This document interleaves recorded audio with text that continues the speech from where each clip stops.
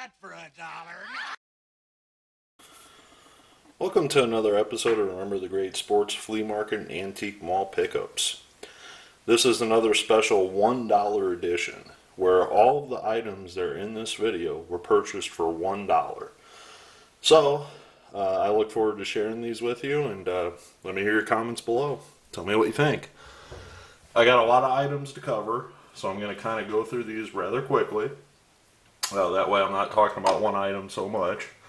But the first item I want to share is a replica of Tropicana Field. I found this at an antique mall, and I take that back.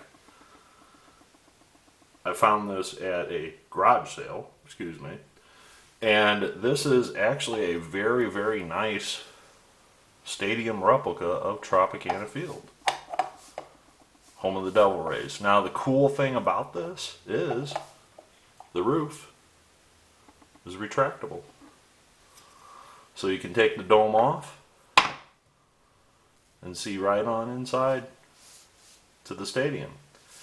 Now I'm not sure what the origin is of this.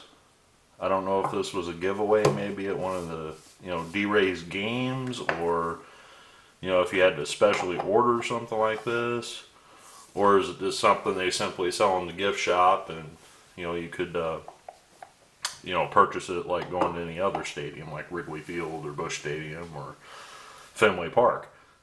Not sure, but for $1, it's not in the best shape. I mean, it's got a few dings and scratches on it, but for $1, I definitely thought this was something that I could put up on my fireplace mantle. And it's made out of this isn't glass, but it's like kind of fragile plastic, would be the best way I could describe it. I mean, there's a lot of intricate little small pieces that could probably break off quite easily if this was dropped. So would definitely recommend dropping something like this, but very cool pickup for only $1. So we're just going to set that up here and leave it on the screen a little bit while I talk about some other stuff.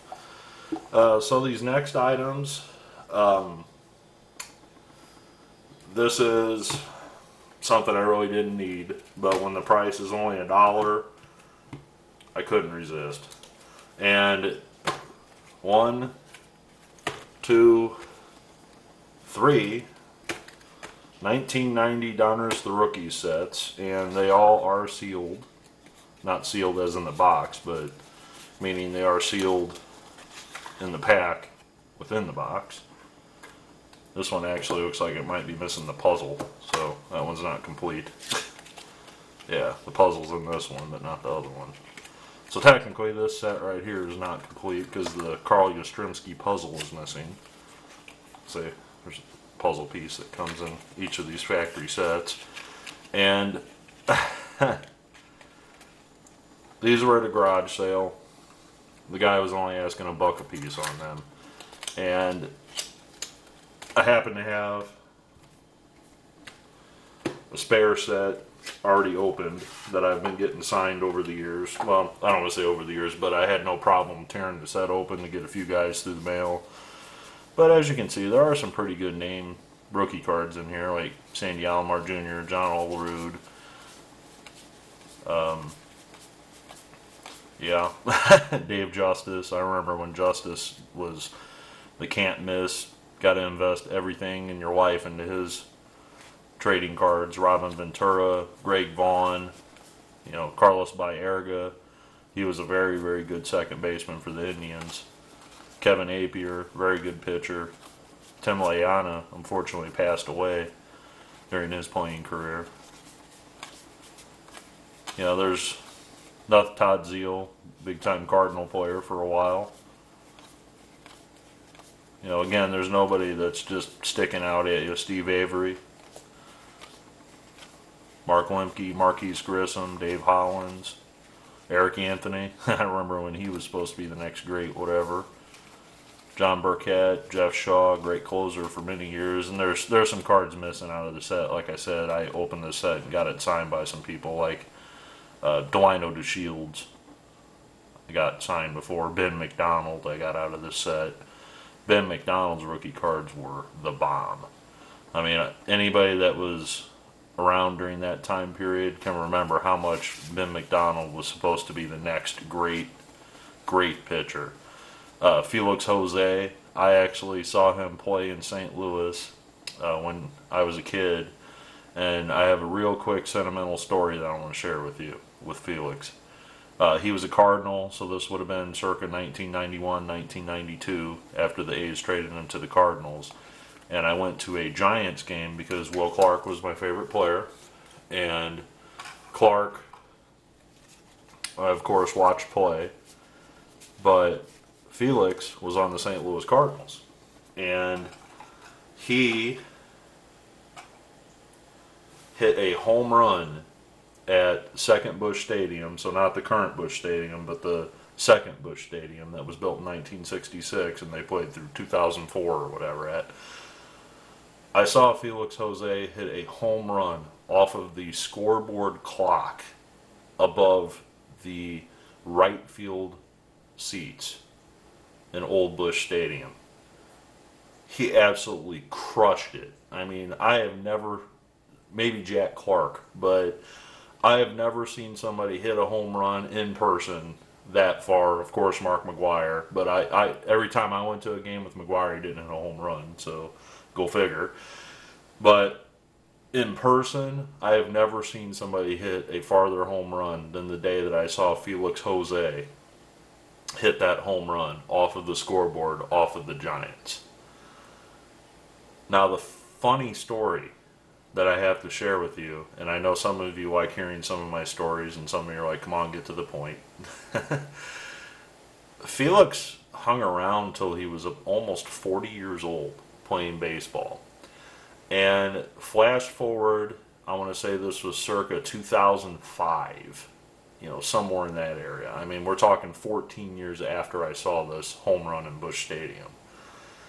Felix was pushing about 40 years old, and he was playing for an independent league team in the Midwest, and I can't remember which team it was, but he was the veteran status player on that team. And my wife and I went to Joliet, Illinois, to see their visiting team, and Mr. Jose was on the team, and I had a stack of autographs that I wanted him to sign. I went up to Felix and I said, Felix, when I was a 12-year-old or 11-year-old kid, I saw you hit one of the most mammoth home runs ever in my entire life. And here I am 15 years later, and I still don't forget that moment when you hit that home run off of the Giants. Not only did Felix remember that home run, but he told me the exact pitcher that he hit it off of. And I can't remember who it was off the top of my head, but he's like, yes, that was off of Billy Swift of the Giants, or John Burkett of the Giants, or somebody like that. He said, yeah, I remember exactly who I hit that off of. So that's kind of a sentimental story I got about Felix Jose. Also, for $1, I found the 1987 version of the rookies. And the 1990 version was probably the worst version that you could get of that set, maybe 91. But this 1987 set of the rookies, that was a heavy hitter. Okay, that set was very, very expensive. Okay, so it's factory sealed still in the box, and this one actually had the Clemente puzzle, mini puzzle in there. But as you can see, the very top card, Mark McGwire. My cat just ran by. I don't know if you heard that or not. But this was the card that was probably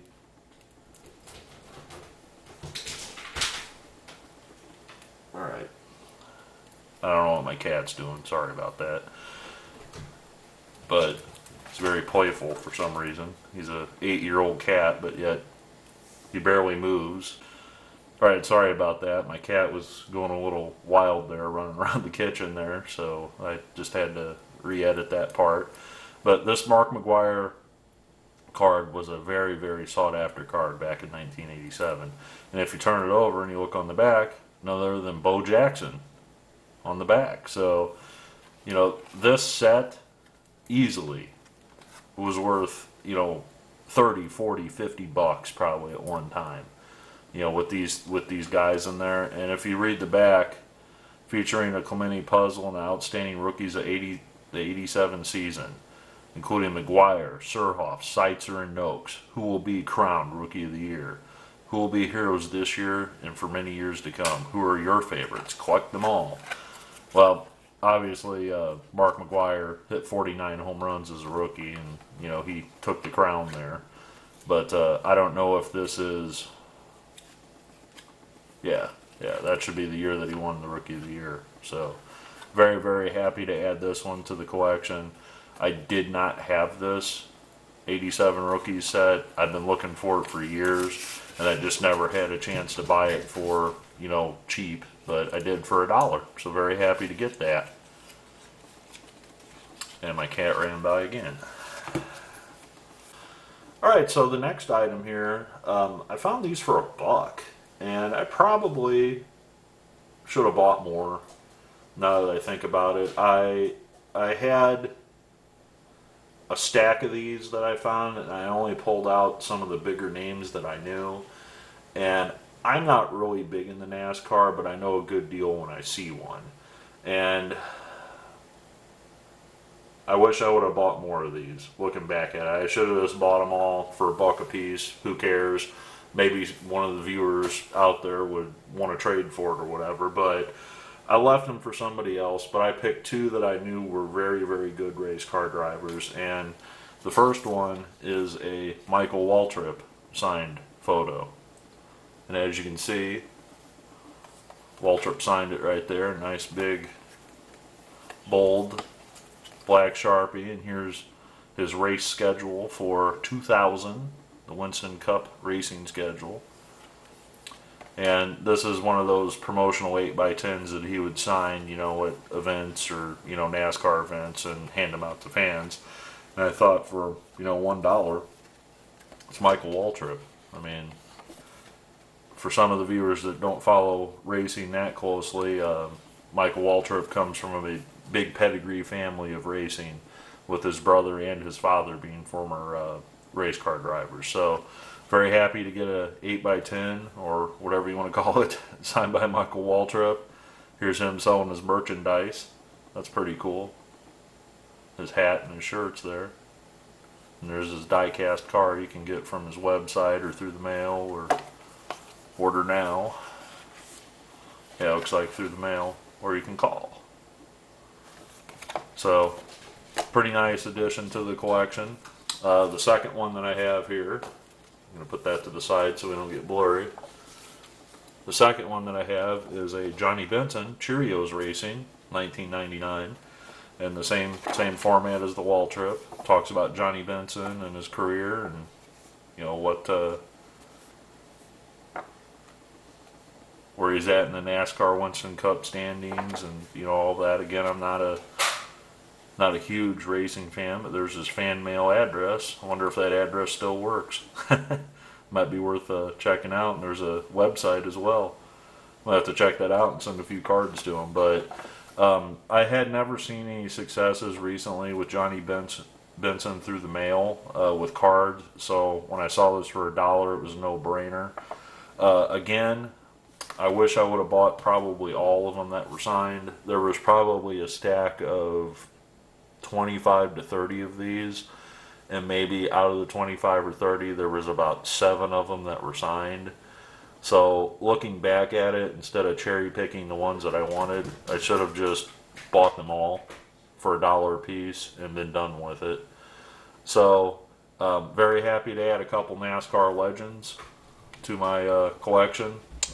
As far as I know, both these guys don't race anymore. I mean, maybe Benson does, but I'm pretty sure Waltrip is retired. And again, I don't know anything about NASCAR, so if I'm saying things incorrectly, don't get too upset with me, because I just don't know much about NASCAR. But I do know when I see a deal for $1 a piece, I can't pass it up. So I'm going to put those off camera for a second, because this last item is, I don't want to call it a jaw dropper, nothing like my Albert Pujols signed helmet, But this is definitely one of the most unique items, hands down, that I have ever found. And this is an item that is sports related, but it's not really sports related. And that's the uniqueness of this. And I found this for $1. And I'm not a big vinyl collector by any means. I buy records here and there, but I go through records when I see them to make sure they're not signed by somebody. Being where I do, I see a lot of gospel and country music autographs sometimes on LPs, and most of the time, unless they're extremely cheap, I don't even bother with them. Not really what I'm into collecting autograph wise. I do have some records in my collection that are signed, that I got a few signed in person, but I've also picked a few up, in antique malls and flea markets, and I might just shoot a video sharing my record collection someday with you guys. Very small. We're talking like 10 to 15 records total. And some of them are sports related. I have a St. Louis Cardinals 1967 World Series champions record, I believe. 67, right? Or 68. I don't know. 67 or 8. Excuse me if I'm wrong. I think it was 67, yeah. So I might show that sometime, and I might show this record again when I shoot that video. But this was just unbelievable, seeing this record in a record store or in an antique mall.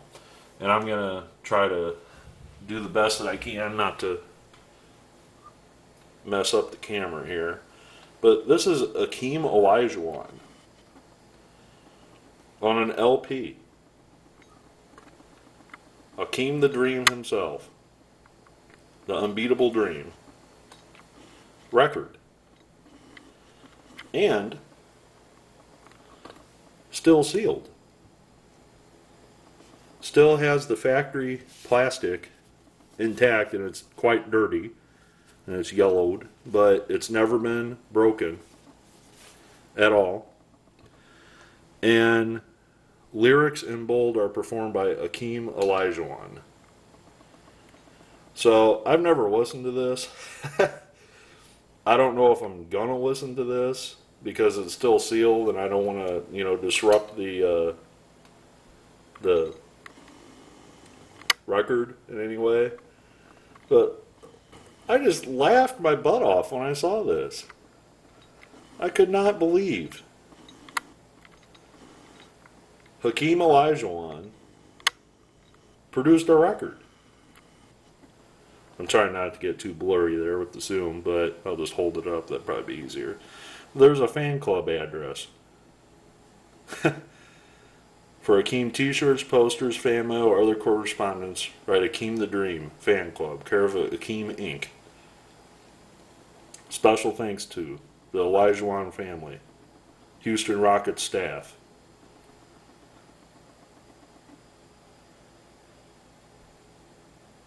I'm guessing that's the record company that produced it. But how crazy is this?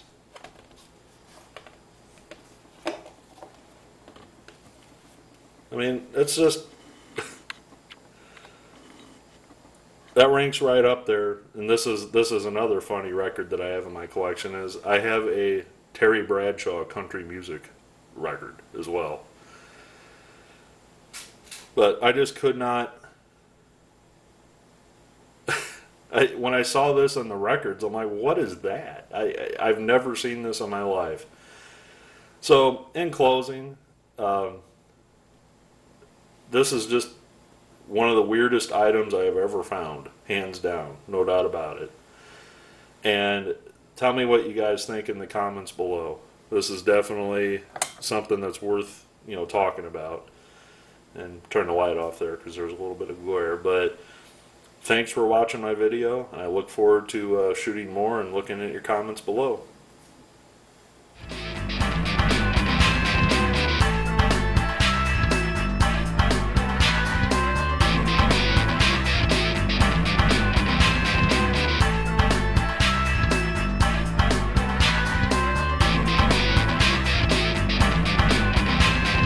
I'd buy that for $1.